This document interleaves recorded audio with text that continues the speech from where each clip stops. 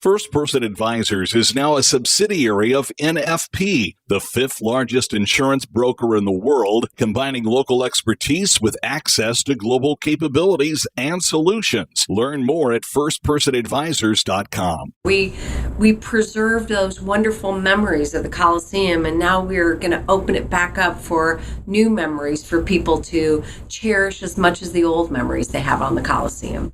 Cindy Hoye counts preserving the iconic 82-year-old Coliseum at the Indiana State Fairgrounds as one of the biggest highlights of her career, one that has spanned 34 years at 38th and Fall Creek, 17 as the woman in charge. Coliseum is special to Hoye. She ice skated and watched horse shows there as a little girl, but it goes deeper than that.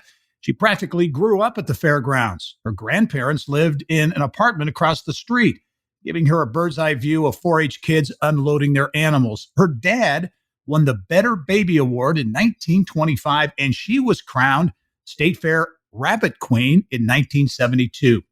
Little did she know then that she would one day lead a massive transformation of the Indiana State Fairgrounds, which today is a 365-day-a-year operation with $200 million in direct economic impact and more than 2 million visitors annually. Get to know Indiana State Fair Commission Executive Director Cindy Hoye on this edition of the Business and Beyond podcast.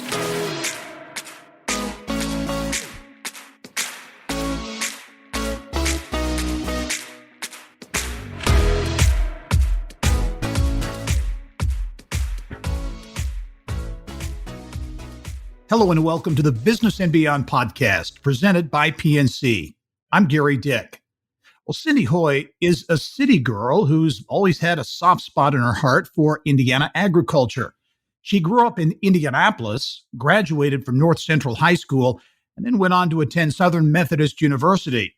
It was there in the Lone Star State that she really got her first taste of working at a state fair, serving as an intern at the mighty Texas State Fair, and she's never looked back. After a stop at the Wisconsin State Fair, Cindy came home in 1988, taking a job as Indiana State Fair marketing director.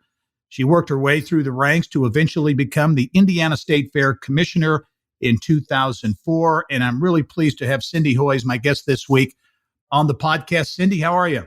Oh, doing great, Gary. I mean, it's getting to be showtime, so we're really excited. Yeah. Now you have to be getting excited, nervous, kind of fired up this time of year. We're less than 2 weeks away from the 2021 Indiana State Fair, and that is what a marquee event it is for our state. But it is a real grind for you and your staff and the team there at the Indiana State Fairgrounds.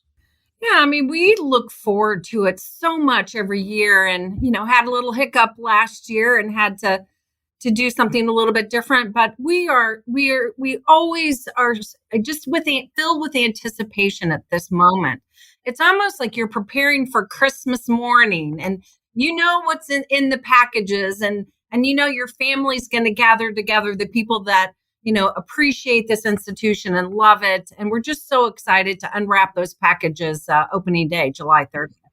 Cindy, what was it like last year not having the fair canceled, obviously, because of the pandemic? What was the impact? What was the kind of the personal feelings of you and your staff and those farmers from around the state, 4-Hers from around the state? Well, if you think about the fair, the impact really were these small businesses. If you think about these concession families, the carousel concessionaires that are across the street that are in southern Indiana, and just knowing how devastating not having our event and other events throughout the summer impacted their business. I think that was the biggest sadness for me, is understanding how financially it would affect those small businesses and some of our larger partners too.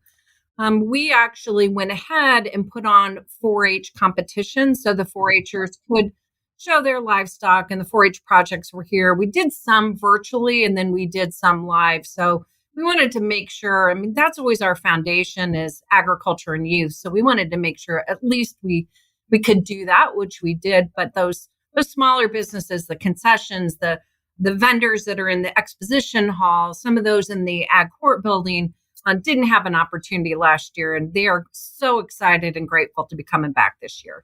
And this year, I think the theme of the fair is representative of kind of that, comeback story, if you will, celebrating the Hoosier spirit.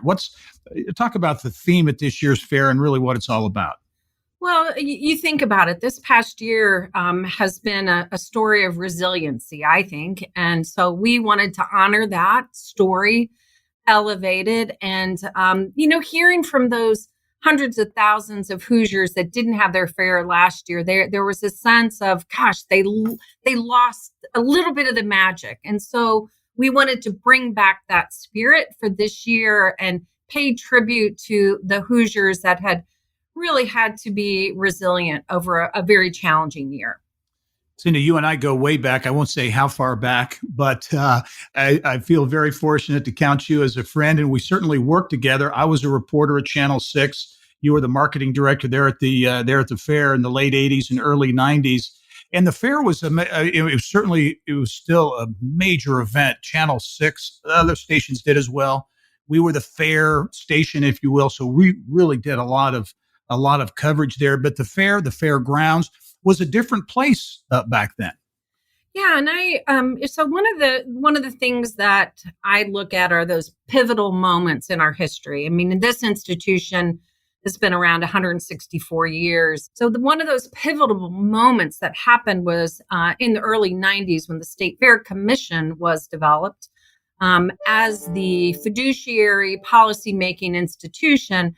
But also coupled with that was the legislature that funded through riverboats a financial way to take this institution out of deferred maintenance and into preventative maintenance, and did that with a stream of revenue that really has updated a lot. I'm not going to say all the buildings on the campus, but a majority of the buildings on the campus. So, back in the day when you and I were in the early 90s doing our thing out here, it really took that legislative support and the governor's support that said, look, this is an important institution in the state of Indiana. It's important for our agriculture. It's important for our youth. It's important for just the economic impact to the city and where it's located. It means jobs. And so let's take care of it. There are many states that have chosen not to do that, but Indiana collectively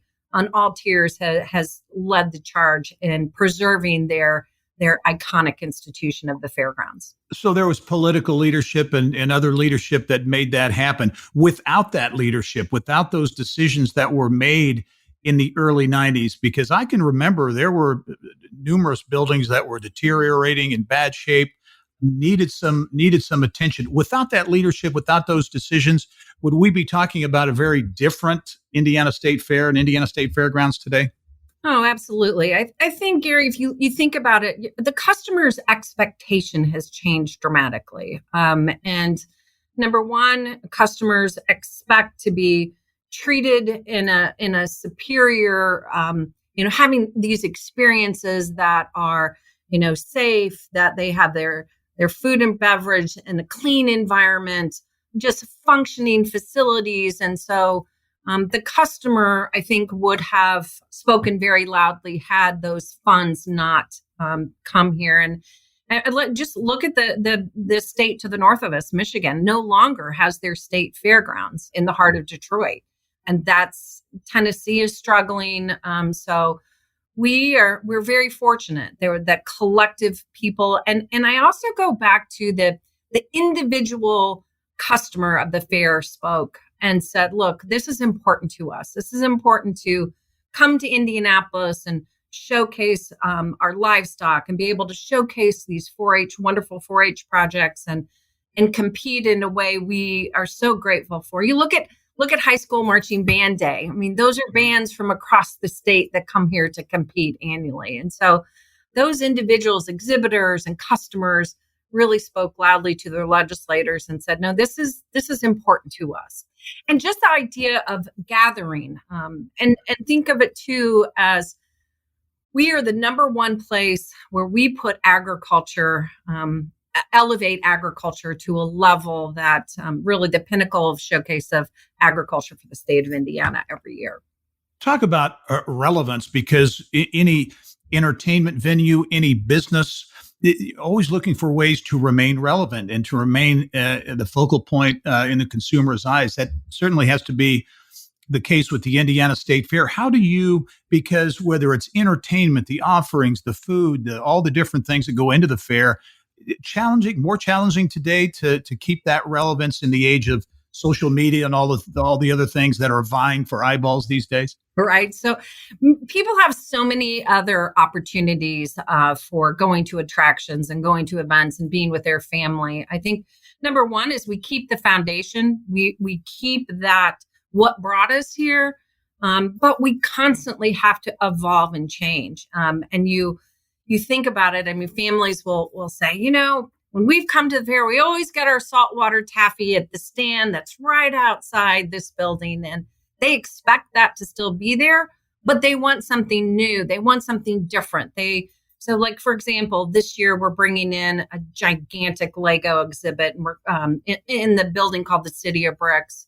We're bringing in new rides. We brought in new fair flavors and foods. We're continuing to elevate the property with some new offerings on the north side, some new structures and some new places where people can gather. And yes, we constantly have to change and evolve and pay attention to what's going in the marketplace. For example, again, back in the day, we did huge grandstand entertainment shows. We've pivoted, and now we have this world-class free entertainment that is just something that people just really enjoy. And it covers all different genres of music, and it's free. It's free for people to come out and enjoy. And so I think by adding value, by adding new attractions, by continuing to elevate the experience and always remaining true to that agriculture education, we want people to walk away from the fair learning more about Indiana agriculture than when they came. Your job is certainly about the Indiana State Fair, but today, and representative of the investment, the physical improvements, the changes at the fairgrounds, it's a 365-day-a-year operation. You've got lots of things going on there. You've got hockey, you've got basketball, entertainment, a variety of things. Talk about the impact that folks may not know that the Indiana State Fairgrounds beyond the fair has. Right. Well, thanks, Gary. I mean, we host over 400 events throughout the year, and that includes minor league hockey, which we're really proud of. Just super excited that last year we were part of the NCAA tournament in the Indiana Farmers Coliseum, but we host a Horizon League tournament in basketball. We have all kinds of what I call consumer shows, which are some of the ones that people love: the Boat Sport and Travel Show, the Flower and Patio Show, those type of shows. We do sporting events that happen here, a lot of volleyball, gymnastics, all kinds of activities like that for families. And, one of the things I'm really proud about the team here has done is they have really gotten to a point where they have elevated those year-round events to almost drawing 50% of our revenue is based on those year-round events. And when we started here, it was far less than that. So that growth and importance of that economic impact, again, to the community and what we're able to do. So an example of that is we're about ready to put the shovels in the ground for a new venue called the Fall Creek Pavilion that not only will host swine and pigs, being the old swine barn, but it will hopefully be an indoor track and field location. So we're going to purchase a temporary track, put it in the building, and be able to host the NCAA track and field in 2025. So thinking of these structures and the asset of this property, we think of it, again, holistically, 365 days out of the year, instead of our primary responsibility is putting on this annual event, the Great Indiana State Fair. But how can we maximize that usage? This is a building, the Fall Creek Pavilion, that is a taxpayer facility. At the same time, we need to generate revenue so we can put revenue back into the structure, back into this physical plant, and have that customer feel better and better about what they're investing in on the property. So the fairgrounds really will become part of the amateur sports capital, the sports capital of the world, with assets right there at the fairgrounds. Oh, yes. Yes. We're really proud of it. I mean, not only will we have 2 sheets of ice for whether that's hockey or figure skating, but we'll also have this indoor track. And we're really excited about that possibility coming down the line. What was it like to host March Madness? Because I know the folks I talked with at the NCAA and elsewhere were very complimentary of your efforts there. Was that a great opportunity, among other things, to kind of showcase what you have at the fairgrounds? It was the way I can best describe it is a magical moment in our history. Never in a million years would we have ever thought the renovation of the Indiana Farmers Coliseum would lead to hosting the NCAA tournament. We're sitting in our living room on Selection Sunday, and they do a flyover over the Indiana Farmers Coliseum and the State Fairgrounds. And yeah, it was just kind of got goosebumps moment in our history. But really, it functioned very well for their needs. And it was, again, during COVID. And so there were a lot of protocols in place that we could accommodate. I think they were very pleased with their results of being at the fairgrounds, and we were equally as pleased. It really was a special, magical moments to see those athletes perform, but also the fans in the stands that were just so excited to be at the games. And I can remember, Cindy, way back when I was a little guy going to the Coliseum to watch the Pacers. Right. And in the smoke-filled rafters, watching the Pacers, that was a thrill back then too. Hey, we are at the point now in the podcast, Cindy. Each week we do what we call a 2-minute drill, which is kind of we'll give you a quick question and have you fire back some answers here. So are you game? I'm game. Let's go. Okay. All right. Favorite way to relax? Being around my grandbabies. Oceans or mountains? Mountains. Favorite snack? Oh, I'm going to have to go with saltwater taffy, a box of it from the fair.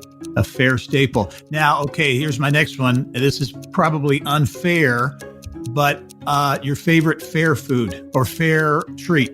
I'm going to have to go for anything that is from a Indiana commodity, whether it's the dairy bar, the pork tent, or the beef cattle tenderloins. Good answer. One of them. Good answer. Okay. Yeah. Favorite TV show as a kid? Oh, my goodness. I would have to say the Sunday night Disney. Okay. Right? Yeah. I remember that. Yeah. Mm-hmm. Yep. Biggest pet peeve? Oh, I try and constantly think about being optimistic and positive. So I really, I don't know if I can answer that. I don't think I have a pet peeve. Okay. Mm-hmm. Perennially positive, right? Well, try to be right. Okay. I know you've had multiple mentors. Most of us have, but is there a most important or a mentor that really stands out? Someone who's really had an impact on your life? Yeah, I've got to say 2 of them, or actually 3 of them. But Andre Lacey, who is chair of the State Fair Commission, taught me so much about leadership and decision making. Collectively using your resources in times when you had to make some tough decisions. He always had this famous line. He said, good decisions, you do not have to compensate for. Poor decisions, you have to compensate. And then the Dr. Cease, who was another chair of the State Fair Commission, just a gentle man that, given a tough HR issue, always dealt with it with an ice cream cone. I know he's a big ice cream fan. Right? I do know that. Yeah. Right. And then finally, I've just been very blessed to have been under the leadership of Brad Chambers, who now is our Secretary of Commerce. And as a chair of the State Fair Commission, he's challenged the thinking about property and property management in a way that has been invigorating and exciting. And for all of us, just, wish him the best. The governor couldn't have picked someone better for that role, and just admire him a great deal. Okay, final question on the 2-minute drill. If you had the ultimate dinner, 3 dinner guests, either living or deceased, who would they be? Well, I've always loved Theodore Roosevelt, Teddy Roosevelt. I've been always fascinated with his commitment to the parks and the outdoor space when you're talking about mountains and what he did for the parks. It'd be fascinating to hear his story. And then, of course, you always have to go back to the family and love to have dinner again with mom and dad. That'd be really great. Those would be my three. Great table. Big question we'll answer in the second part of our podcast is how a city girl became the head of the Indiana State Fair, the state's largest agricultural exposition, and much more. We'll delve into that when the Business and Beyond podcast returns.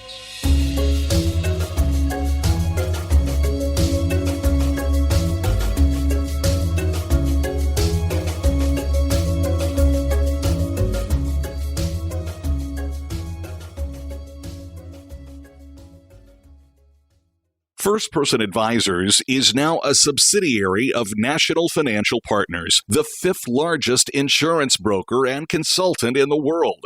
Develop your total reward strategies all in one place with the combination of First Person's local expertise and NFP's global resources and integrated solutions.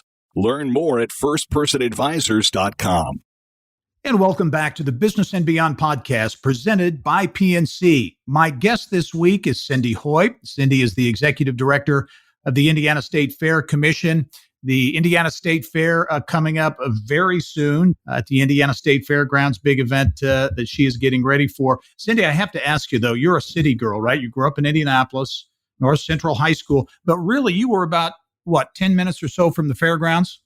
Yeah, I think I was one of maybe 5 kids at North Central that belonged to a 4-H club, So I just got hooked on animals early. My uncle had a farm in Wanamaker, about 80 acres, and had a Tennessee Walker horse and had some calves and goats. And we spent a lot of weekends out there on the farm. And so I had a deep, and still do, a deep appreciation for the land and farmland. And then, again, being a city kid and involved in 4-H, I did the typical photography and, fine arts and home furnishings, but always admired those kids in the livestock barns and always wanted to have an animal to show. So grew up raising rabbits and ended up selling the rabbits and bought a steer and kept it at my uncle's farm. And now tell me about, you were, I think, in 1972, the State Fair Rabbit Queen. Tell me about that. Yeah, it obviously had nothing to do with looks, Gary. It was a competition. You had to know your breeds of rabbits. You had to know about their conformation, disease. So it was testing your knowledge of the rabbit industry. And so, got a sash and a crown. But I used to always, after I graduated from college, I always just put that on my resume is just to, who would say that on a resume, always had some good laughs and conversation about it. But yeah, it was a way that, I think we had 50 rabbits in the garage, and my dad finally said, I can't park my car in the garage anymore, so we got to do something about it. But anyway, that's how it started. That had to be obviously a fun and favorite memory. Any other favorite memories or times you remember at the fair that really stand out? Yeah, and even to this day, this is one of my biggest loves about this place and this institution is when you walk through the barns and the kids are working on their animals and their mom and dads are helping them, whether that is to groom them, just get them ready to go into the ring. But then you also have the moms and the dads and the aunts and the uncles. So this family unit. So the investment in the animal and the child is really about that family being strong together. And again, it's one of those grounding forces to me too during the fair. Sometimes you can get lost in the carnival rides and the entertainment and the food, but you walk into the barns and you understand that family unit coming together and putting all their effort into that animal and showing it off. It actually, that's the tender moment for me, always has been. And is a part of, when we were talking about earlier, just the foundation of this place, that family commitment is truly that foundation. Yeah. So obviously you grew up with an appreciation for the state fair. You went away to college to Southern Methodist University, SMU, in Dallas. And is that really where that stronger fair connection, fair as a career connection began? Yeah, I mean, it is.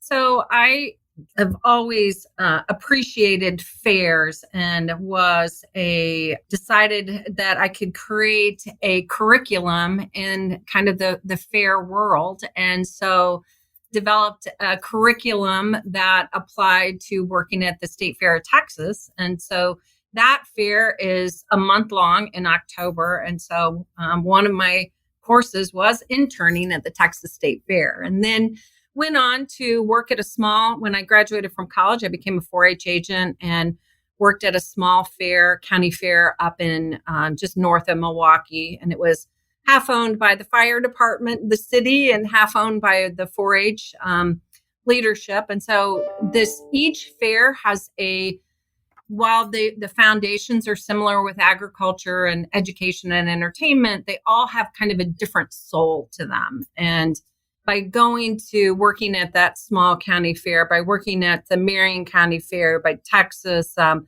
then ultimately full-time position at the Wisconsin State Fair, can just learn the rhythm and the soul of each one a little bit differently. And the special part about this fair for Hoosiers in Indiana to know is there's no other state that elevates 4-H like we do and really showcases it in 3 different buildings in all the barns when the 4-Hers are competing. And there's no other state that has a Pioneer Village like we have. And so those are a couple pieces that, can't be replicated.